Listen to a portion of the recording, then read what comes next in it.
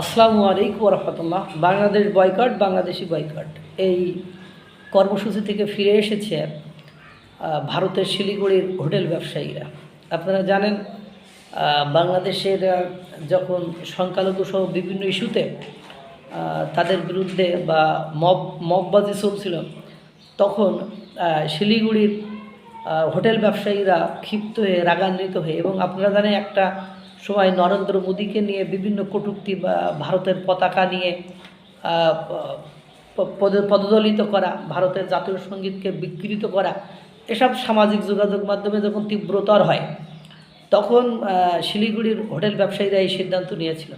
এবং আপনারা এটুকু জানেন যে ভারত সরকারের পক্ষ থেকে বারবার একটা কথা বলা হয়েছে যে নির্বাচিত সরকার এলে সম্পর্ক ভালো হবে, কারণ ভারত হলো বিশ্বের সবচেয়ে বড় গণতান্ত্রিক রাষ্ট্র। একটা গণতান্ত্রিক রাষ্ট্র কখনো অগণতান্ত্রিক রাষ্ট্রের সাথে সুসম্পর্ক করতে পারে না। সেজন্য তারা ওই দিকে ইচ্ছা করেই আগায়নি, নইলে তারা আগানোর তাদের যথেষ্ট সুযোগ এবং সম্ভাবনা ছিল।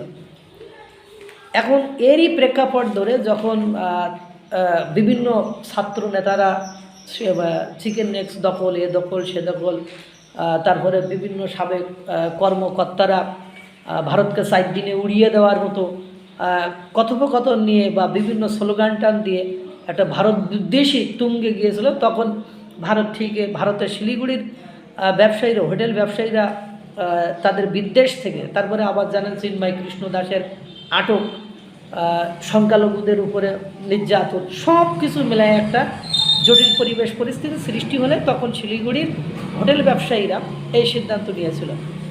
কিন্তু বাংলাদেশের নির্বাচিত সরকার গঠনের পর ভারত বাংলাদেশ সম্পর্কে আবার ইতিবাচক উষ্ণতা ফিরতে শুরু করেছে।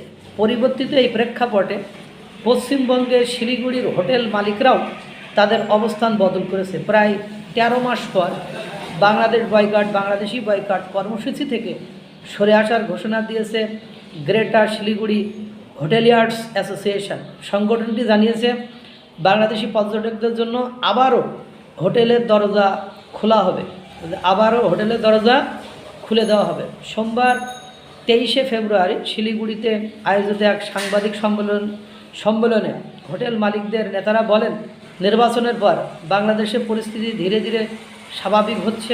একই সঙ্গে দুই দেশের ব্যবসা বাণিজ্য, কূটনৈতিক সম্পর্ক উন্নতির দিকে। ভারত বিরোধী প্রচার ও সংখ্যালঘুদের উপর হামলার ঘটনা কমেছে বলেও তারা দাবি করেন।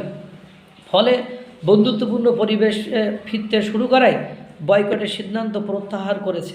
ওই যে ভারত যে কথা বলছিল, নির্বাচিত সরকার আসলেই তাদের সম্পর্ক ভালো হয়ে যাবে, ঠিক দেখছেন যে তারেক রহমান পাশ করার পরপরই বা বিএনপি পাশ করার পরপরই নরেন্দ্র মোদী রাতেই ফেসবুকে পোস্ট করেছিল, সকালে ডিরেক্টলি ফোন দিয়েছিল, এবং অজিত দোভাল, তারপরে আপনার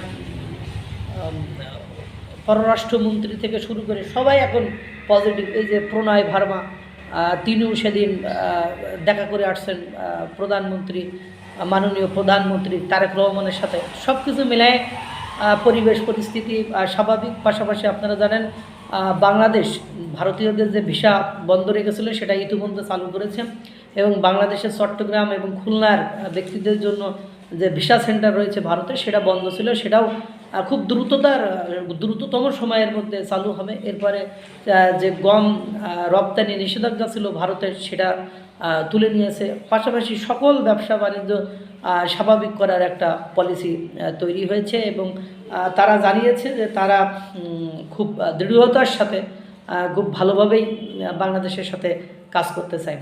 আল্লাহ তাআলা সকলকে ভালো রাখুক, সুস্থ রাখুক। আসসালামু আলাইকুম ওয়া রাহমাতুল্লাহ।